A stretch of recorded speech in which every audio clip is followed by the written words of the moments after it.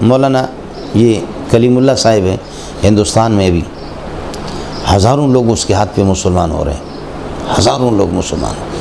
حضرت اقدس مولانا محمد مکی حضرت السلام علیکم ورحمۃ اللہ وبرکاتہ۔ امید ہے کہ سب دوست خیریت سے ہوں گے۔ مولانا منظور محنگل صاحب کی بیان کو سماعت فرمائیں۔ یہاں بھی ان کے بندے کراچی میں آ کر کے مجھ سے ملتے ہیں، جو ہندو تھے، بڑے بڑے ہندو، حضرت کے ہاتھ پہ مسلمان ہو گئے۔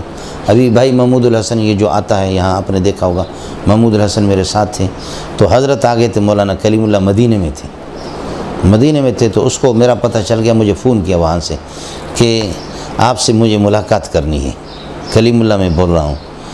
تو میں نے کہا جی ہماری سعادت ہوگی، بہت بڑی بات ہوگی۔ ہندوؤں کی بڑی پراپرٹی تھی، جائیداد تھی ہندوستان میں۔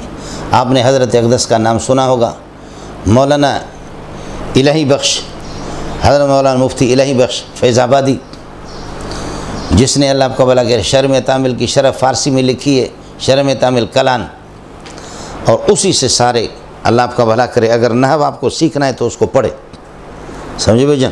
واہ واہ کتنا واہ۔ اور حضرت مولانا جامی رحمۃ اللہ علیہ نے، جامی نہیں علامہ رومی رحمۃ اللہ علیہ نے جب مثنوی شریف لکھی، تو مثنوی کے مکاتب دفتر اول دفتر دوم، تو کچھ اس کے آخر سے کچھ دفاتر کچھ حصے رہ گئے، لیکن کتاب بتاتے کہ الہامی کتاب ہے گویا کی۔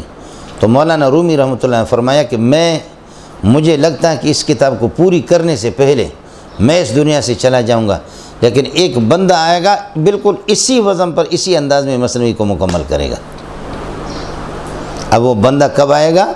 تو وہ حضرت اقدس مولانا الہی بخش فیض آبادی نے اس کو مکمل کیا، سمجھے بھی نہیں؟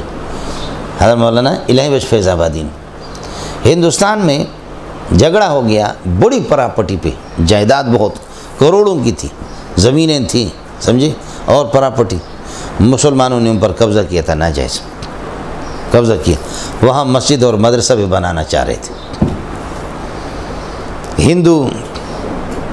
ہندو نے مسلمانوں کو کہا کہ اس طرح نہ کرو۔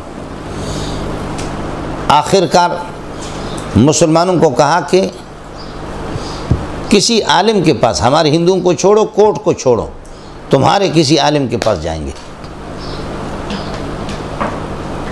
سمجھے؟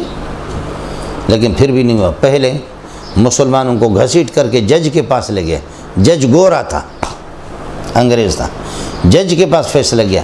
جج نے کہا یہ مسلمانوں کی مسجد کا مسئلہ، مدرسے کا، میں اس کو بلڈوزر لگانا نہیں چاہ رہا، لہذا کہو مسلمانوں میں لکھ کر کے تمہیں دیتا ہوں، تمہارا کوئی عالم فیصلہ کرے۔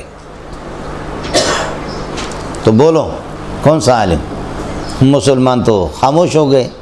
ہندوؤں نے کہا کہ الہی بخش فیض آبادی کے پاس، اس جیسا فرشتہ ہم نے نہیں دیکھا، الہی بخش فیض آبادی جیسا آدمی اس کے پاس۔ مسلمانوں نے کہا کھٹی آئے کھیر سا ہو جمالو، ان کو پتہ تھا کہ جی پکی بات ہے کہ اتنے بڑے بزرگ، اتنے بڑے شیخ الحدیث اور اتنے بڑے عارف باللہ، یقیناً ہندو کیا ہوتا ہے؟ بے ایمان، بدماش، اس کے حق میں کون سا فیصلہ دے گا؟ مولوی صاحب ہمارے حق میں فیصلہ دے گا۔ فیصلہ گیا